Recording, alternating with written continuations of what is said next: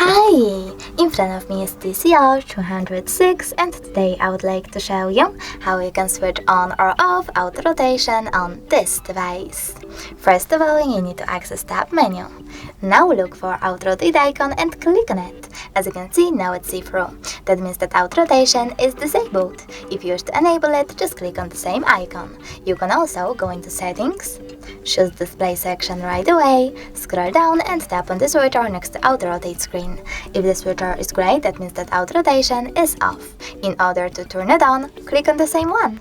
Thanks so much for watching. If you enjoyed this video, leave a like, comment and definitely subscribe. Bye!